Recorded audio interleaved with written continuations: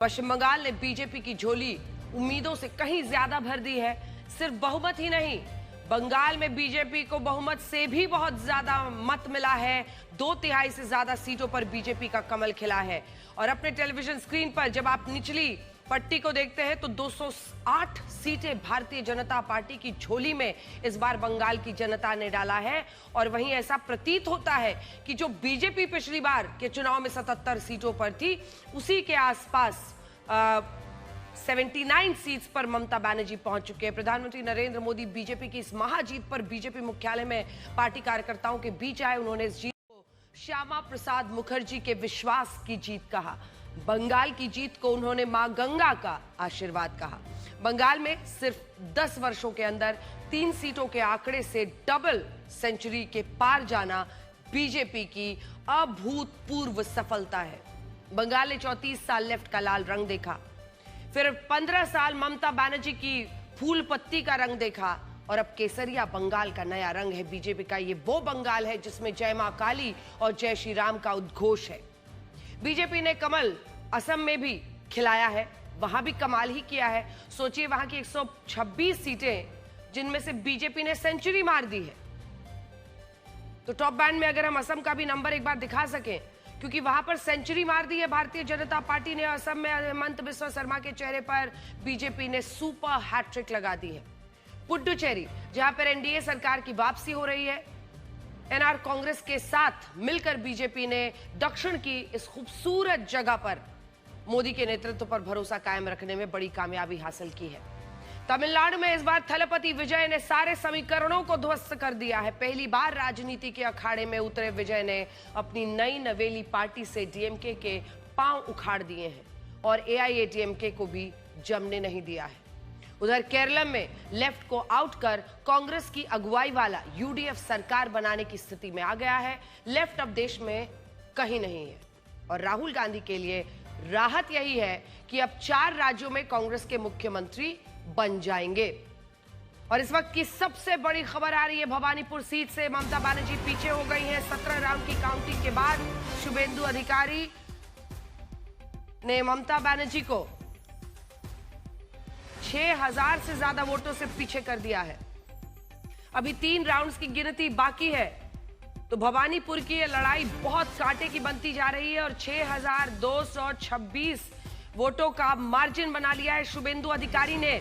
3 round बाकी हैं। लगभग कितनी देर में हम उम्मीद करें? अनुपम हमारे साथ, हमारे सहयोगी इस बड़ी खबर पर जुड़ रहे हैं, क्योंकि अगर भारतीय जनता पार्टी की प्रचंड जीत के साथ साथ भवानीपुर में शुभेंदु अधिकारी बड़ा कमाल कर पाते हैं तो ये पूरी पार्टी के लिए एक बहुत, जिसको कहते हैं ऑक्सीजन वाला मामला हो जाएगा और ममता बनर्जी के लिए एक बड़ा झटका। अनुपम, अभी 3 राउंड्स बताया जा रहा है बाकी हैं। एक राउंड में लगभग कितने वोट्स आ रहे हैं सामने और क्या आपको दिख रहा है इस वक्त होता हुआ वहां से? जी देखिए, जैसे ही ये बात हो रही थी, अभी अभी 18 राउंड की गिनती भी हो गई है और 18 राउंड की गिनती में जो अभी सामने आ रहा है, लगभग 66,000 वोट शुभेंदु अधिकारी के मिले हैं और लगभग 55,000 वोट ममता बनर्जी को मिले हैं। तो शुभेंदु अधिकारी ने 18वें राउंड तक होते होते लीड अपनी काफी बढ़ा रही है। ये अभी अनाउंसमेंट हो रहा है और थोड़ी देर में शुभेंदु अधिकारी, जो अभी भी भीतर हैं, वो यहां से निकलेंगे, क्योंकि अब 1 राउंड की गिनती बाकी है और इसके बाद जो हमारे पास सूचना है वो यहां से सीधे चले जाएंगे हल्दिया में जो नंदीग्राम सीट उन्होंने जीती है उसका वो सर्टिफिकेट लेंगे और यहां से निकलने के बाद सीधे वो वहां जाएंगे। तो ये एक तरह से देखिए, नंदीग्राम पिछली बार शुभेंदु अधिकारी ने जीता था, ममता बनर्जी के खिलाफ जीता था, लेकिन भवानीपुर में ममता बनर्जी को हराना ये एक बहुत बड़ी बात है, क्योंकि ये ममता बनर्जी का गढ़ रहा है। भवानीपुर ममता बनर्जी को पिछले कई सालों से जिताता रहा है और 2021 में जब ममता बनर्जी नंदीग्राम चली गई थी, तब भी शोभन देव चट्टोपाध्याय को यहां से 28,000 वोटों से जीत मिली थी। तो ऐसे में पिछले लगभग 15-16 सालों से ये टीएमसी का गढ़ रहा है और उसके बावजूद इस बार भवानीपुर से ममता बनर्जी को इतनी ज्यादा, अभी 18वें जो राउंड है उसमें इतनी ज्यादा जो लीड मिल गई है शुभेंदु अधिकारी को, अब तो बड़ा मुश्किल लग रहा है कि यहां पर इस लीड से वो पीछे जाएंगे। अंजना, तो लगभग कितना, 6600 ये पिछली बार था। 18वें राउंड के बाद आप ये बता रहे हैं कि लगभग 10,000 का गैप बन गया है। शुभेंदु अधिकारी 10,000 वोट से आगे चल रहे हैं। जी बिल्कुल, अभी अभी जो अनाउंसमेंट हुआ है उसमें लगभग 66,000 के आसपास वोट शुभेंदु अधिकारी को मिले हैं और लगभग 55,000 के आसपास वोट ममता बनर्जी को मिले हैं। तो इसके मुताबिक लगभग 10,000 का ये जो गैप है वो अब बढ़ता जा रहा है, क्योंकि दूसरे राउंड के बाद से ममता बनर्जी लगातार इस सीट पर आगे थी 13वें राउंड तक, और उसके बाद बीच में गड़बड़ी शुरू हुई, काउंटिंग रुकी रही। ममता बनर्जी और शुभेंदु अधिकारी दोनों भीतर मौजूद थे, लगभग 2-3 घंटे तक दोनों भीतर मौजूद रहे। ममता बनर्जी बाहर निकली, उन्होंने कई सारे आरोप लगाए, कहा उनके एजेंट्स को खदेड़ दिया गया है, उनके साथ हाथापाई की गई है, उनके वोटों की चोरी की गई है, लगभग 4 राउंड की चीटिंग की गई है। लेकिन उसके बाद जब अनाउंसमेंट शुरू हुआ है तो अब लगभग 10,000 की लीड शुभेंदु अधिकारी एकदम अंत समय तक आते आते 19वें राउंड से पहले 18वें राउंड में वो ले चुके हैं। बिल्कुल, और भवानीपुर एक ऐसी सीट है जो कि अगर आप गृह मंत्री अमित शाह के नजरिए से देखिए, धन्यवाद आपका अनुपम हमारे साथ जुड़ने के लिए, लेकिन भवानीपुर पर चूंकि मैं भी पश्चिम बंगाल में पहुंची थी इन चुनावों को कवर करने के लिए, पश्चिम बंगाल में भवानीपुर सीट पर गृह मंत्री अमित शाह ने काफी फोकस किया था। लगभग 22,000 के आसपास वहां पर मारवाड़ी आबादी है जिनके साथ उन्होंने सीधा संपर्क साधा। लगभग 22,000 वहां गुजरात के लोग रहते हैं, उन्होंने उनसे भी सीधा संपर्क साधा। यहां पर एसआईआर में भी कई वोट कटे थे और ये आरोप जो बीजेपी लगाती रही है कि कई लोग ऐसे थे जो कि मृत थे या जो वोट देने नहीं आते थे, उनके नाम पर फर्जी वोटिंग, छापा वोटिंग होती थी, उन सब पर ध्यान दिया गया। और फिर गृह मंत्री अमित शाह की जो ये पूरी स्ट्रैटेजी थी भवानीपुर सीट को लेकर विशेष तौर पर, वो रंग लाती हुई दिखाई दे रही है। बंगाल के भाग्य में आज से एक नया अध्याय जुड़ गया है। आज से बंगाल भय मुक्त हुआ है, विकास के भरोसे से युक्त हुआ है। बांग्लाय परिवर्तन होए गेछे।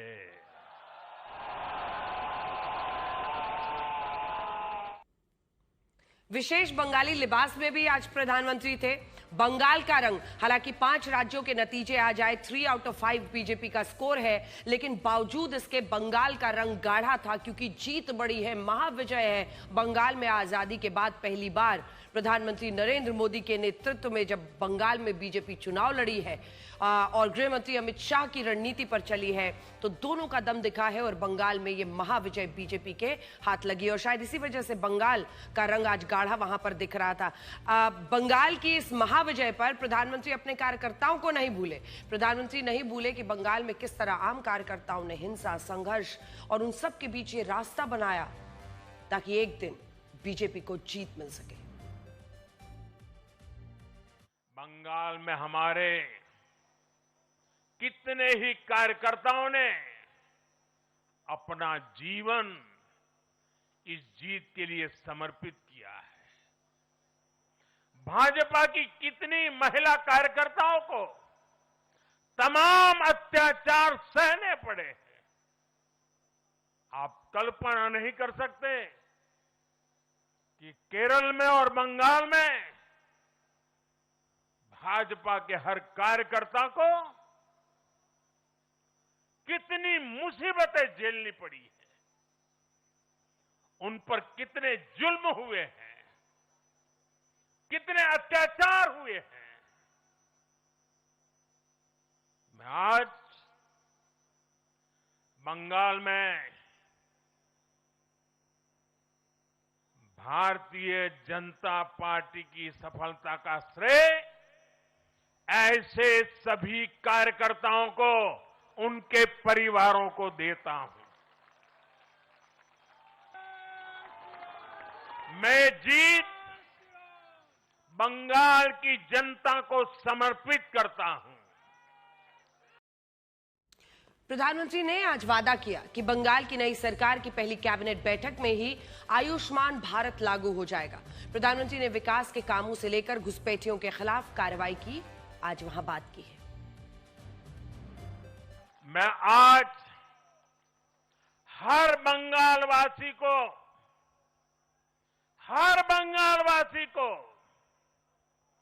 भरोसा देता हूं, बंगाल के बेहतर भविष्य के लिए भाजपा दिन रात एक कर देगी। बंगाल में अब महिलाओं को सुरक्षा का माहौल मिलेगा, युवाओं को रोजगार मिलेगा, पलायन रुकेगा। पहली कैबिनेट में ही आयुष्मान भारत योजना को हरी झंडी दिखाई जाएगी और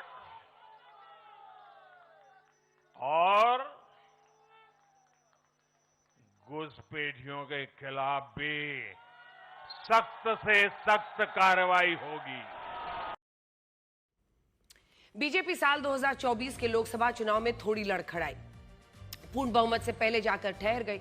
विरोधियों को लगा कि ब्रांड मोदी की चमक कम पड़ रही है, लेकिन उसके बाद जो हुआ उसने विपक्ष के सारे अरमान ठंडे कर दिए। ऐसा लगा कि 2024 के बाद के हर चुनाव में जनता लोकसभा चुनाव की कमी को पूरा करना चाहती है।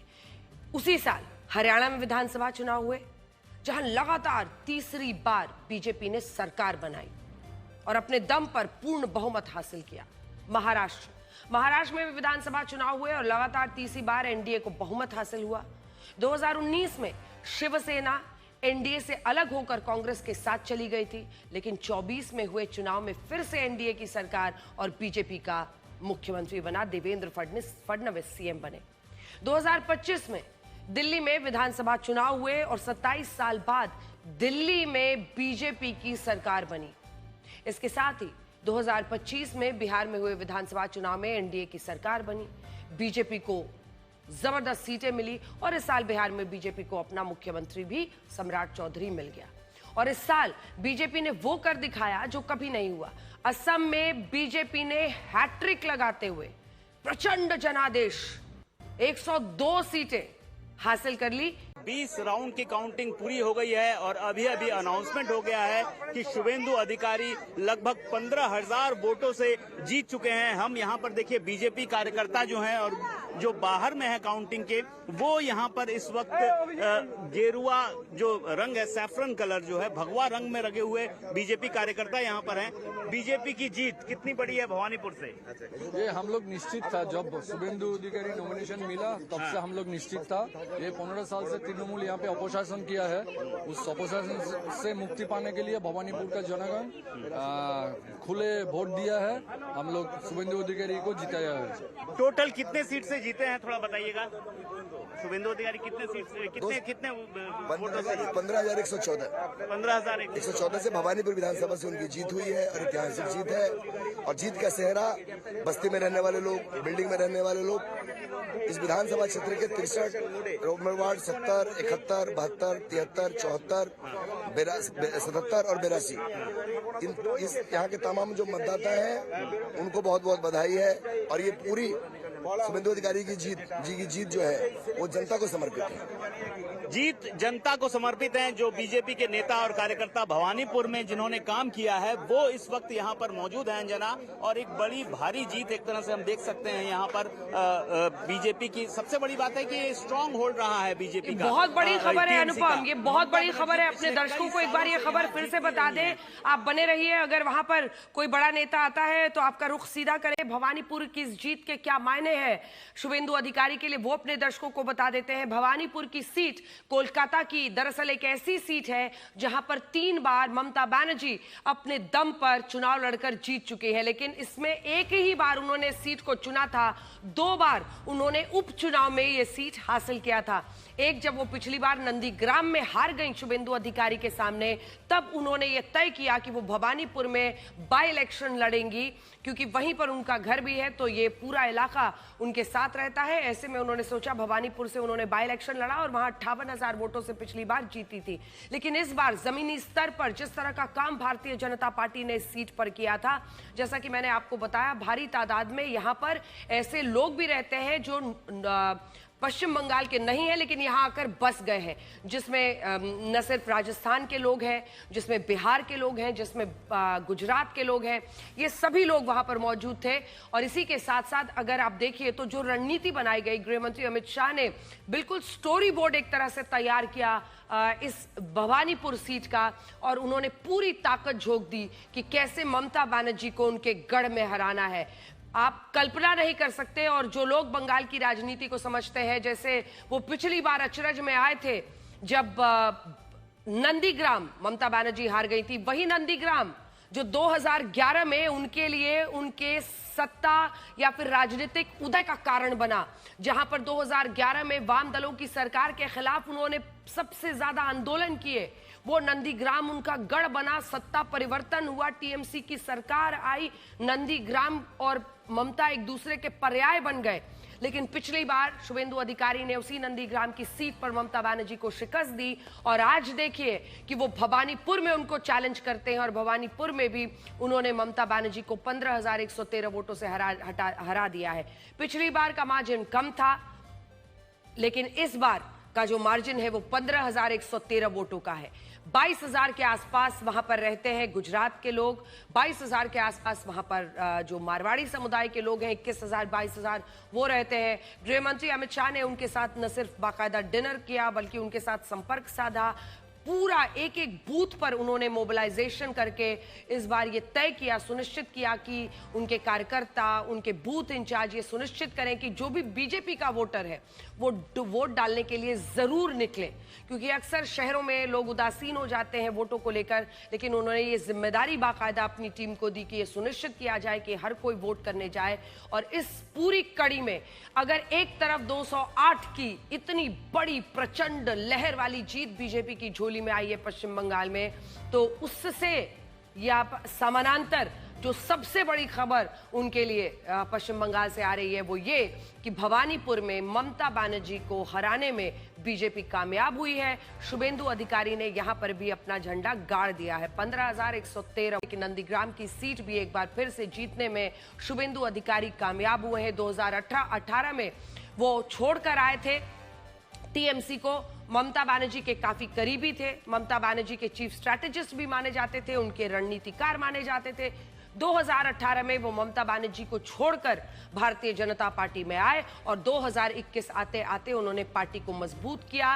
गृह मंत्री अमित शाह लगातार बंगाल में काम करते रहे और उसके बाद से देखिए कि शुभेंदु अधिकारी ने ममता बनर्जी को नंदीग्राम में पिछली बार हराया। नंदीग्राम सीट पर इस बार इसीलिए ममता बनर्जी लड़ने ही नहीं गई, वो लड़ी भवानीपुर सीट से और भवानीपुर सीट भी उनकी झोली से निकल गई है। और इसी के साथ एक बड़ी जीत दर्ज कर ली है यहां पर शुभेंदु अधिकारी ने, और दो सीटें दोनों ही वो जीत गए हैं। 208 का नंबर बीजेपी पहुंची है, तो उसी से समानांतर ये बड़ी जीत। तो जो वोट्स आए हैं वो हम आपको बता देते हैं। 67,000 के आसपास जो आप देख रहे हैं। थोड़ा सा और अपडेट होगा एक आखिरी राउंड का जो वहां पर वोट पड़ा है। तो बंगाल के भवानीपुर में सबसे बड़ा उलटफेर, जिसमें ममता बनर्जी अपनी सीट भी नहीं बचा सकी हैं। पश्चिम बंगाल में वो अपनी सीट नहीं बचा पाई। जिस भवानीपुर में उनका घर है उस भवानीपुर की जनता ने भी उन्हें नकार दिया है और 15,114 वोटों के साथ शुभेंदु अधिकारी जीत गए हैं। इस वक्त आप बता रहे थे कि वो नंदीग्राम गए हैं शुभेंदु अधिकारी, मैन ऑफ द मोमेंट उन्हें कहा जाएगा। शुभेंदु अधिकारी नंदीग्राम से अपना सर्टिफिकेट लेने गए हैं। अनुपम हमारे साथ है नहीं, लेकिन फिलहाल हम आपको जीत का जश्न का ये पूरा दिखा रहे हैं सिलसिला जो इस वक्त पश्चिम बंगाल में चल रहा है।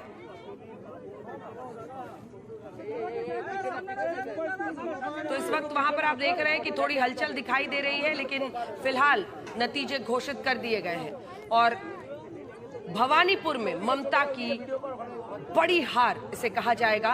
और भवानीपुर भी उनके लिए नंदीग्राम ही साबित हुआ है। पिछली बार नंदीग्राम हारी शुभेंदु अधिकारी से, इस बार भवानीपुर में लड़ी, तो नंदीग्राम के बाद भवानीपुर भी पहुंच गए उनसे लड़ने के लिए शुभेंदु अधिकारी, और शुभेंदु अधिकारी यहां पर भी उनको हराने में कामयाब हो गए हैं।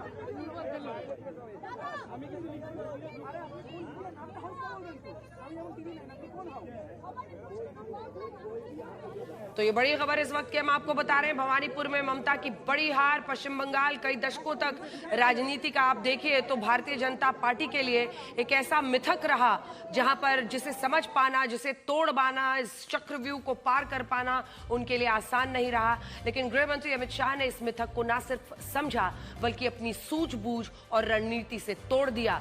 प्रधानमंत्री नरेंद्र मोदी की लोकप्रियता की तूती उनके लिए सबसे बड़ा हथियार बना। वहीं दूसरी तरफ जमीन पर गृहमंत्री अमित शाह ने अपनी पूरी रणनीति को जिस तरह से उतारा है। इस बार गृहमंत्री अमित शाह 15 दिन तक बंगाल में जमे रहे।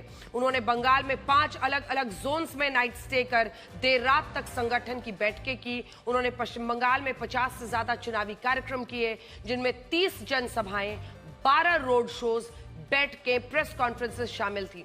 एक तरफ प्रधानमंत्री नरेंद्र मोदी ने 20 से ज्यादा वहां पर रैलियां की तो गृहमंत्री अमित शाह वहां पर डटे रहे। 30 जनसभा, 12 रोड शोज, तमाम बैठकें और सभाएं।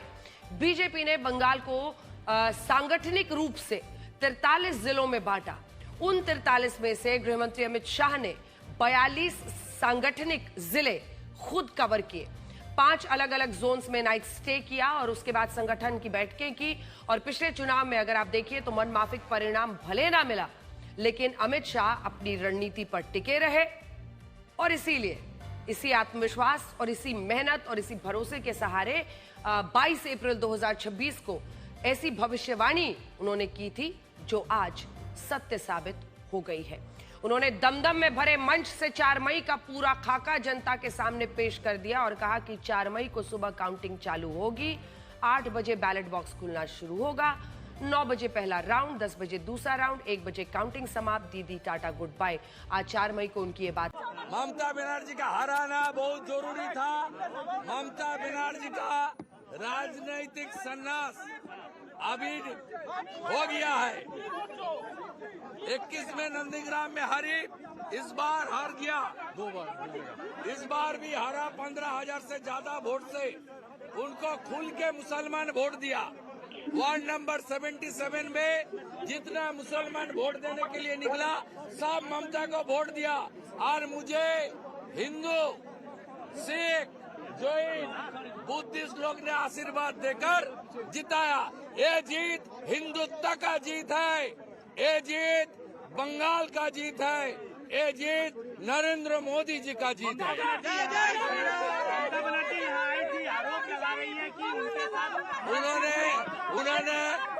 उन्होंने 15 राउंड तक थी। जब उनका मार्जिन खत्म करके मैं 536 वोट से आगे निकल गई, तब उन्होंने भागना चालू कर दिया। मुझे खास करके जो बंगाली हिंदू एरिया है चेतला 82 नंबर वार्ड, वो खुल के वोट डाल दिया। और सीपीएम का जो लूज सपोर्टर है, हिंदू सपोर्टर, सब लोग वोट किया। सीपीएम का 14,000 वोट था भवानीपुर में, वो कम से कम 10,000 वोट मुझे ट्रांसफर कर दिया। मैं नीचे जो सीपीएम का वोटर्स है उनको भी आभार प्रकट करता हूँ। और चेतला में जितना भी बंगाली हिंदू है सब लोग खुल के वोट किया। इसका साथ गुजराती, जैन, मरवाड़ी, हमारी पूर्वांचली, सिख समाज, सब लोग खुल के वोट किया। मैं खास करके राजस्थान का 8 एमएलए को प्रणाम करता हूँ। राजेंद्र राठौड़ जी का नेतृत्व में ये लोग बहुत काम किया मेरे लिए। और गुजरात से अशोक जी आया था, उन्होंने, उनका टीम भी बहुत मेहनत किया है। मैं सबको प्रणाम करते हुए एचएम साहब ने 2-3 बार फोन किया था। उन्होंने भवानीपुर लेकर थोड़ा कंसर्न भी था। मैं उनको बता दिया कुछ देर पहले, बाकी तो किसी का साथ बात नहीं हुआ। मैं तो फोन अलाउ नहीं था, इसलिए फोन बात नहीं हुआ। मैं अभी हल्दिया जा रहा हूँ, वह सब वेट कर रहा है। नंदीग्राम का सर्टिफिकेट भी लेना पड़ेगा।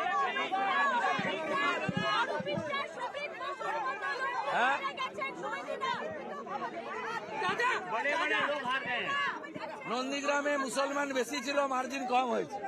66,000 মুসলমান ছিল, ওই জন্য মার্জিন কম হয়েছে। এখানে 35,000 মুসলমান ছিল, তাই মার্জিন বেশি হয়েছে। মুসলমান ভোট দেয়নি, মুসলমান তার আসল লোকে হিজাব পরা মমতাকে ভোট দিয়েছে।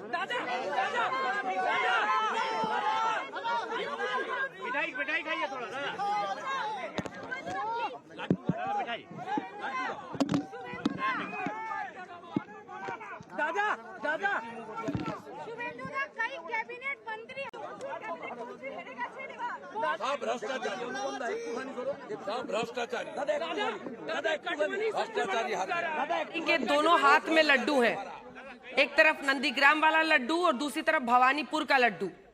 लेकिन उनकी भाषा जिसमें वो साफ साफ कह रहे हैं कि ये जीत मुझे मुस्लिम वोटर्स ने वोट नहीं दिया है, उन्होंने सिर्फ ममता बनर्जी को वोट दिया है। और साफ साफ शुभेंदु अधिकारी कहते हुए कि यहाँ पर जो पूरा हिंदू बंगाली है उन सब ने मुझे वोट दिया है। और ये देखिए सबको लड्डू वड्डू खिलाने के बाद अब जा रहे हैं हल्दिया, उनको नंदीग्राम का भी टिकट लेना है, सर्टिफिकेट जीत का।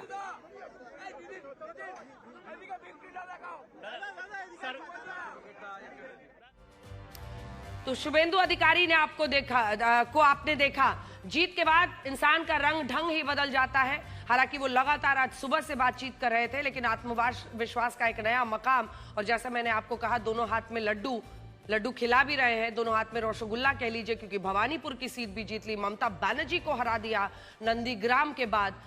वहीं दूसरी तरफ नंदीग्राम की सीट भी जीत ली। लेकिन बात हो रही थी गृह मंत्री अमित शाह की, उनकी रणनीति की। आपने सुना उन्होंने चर्चा की कि कैसे वहां पर बूथ पर तमाम, चाहे राजस्थान के लोग हों, मारवाड़ी लोग, गुजरात के लोग, उन सब के साथ बीजेपी ने अपने नेताओं को भेजा ताकि वो उनको आगे मोटिवेट करे, मोबिलाइज करे। और गृहमंत्री ने इस पूरी रणनीति पर काम किया। गृहमंत्री ने आज की तारीख का क्या प्रेडिक्शन किया था, वो सुनिए।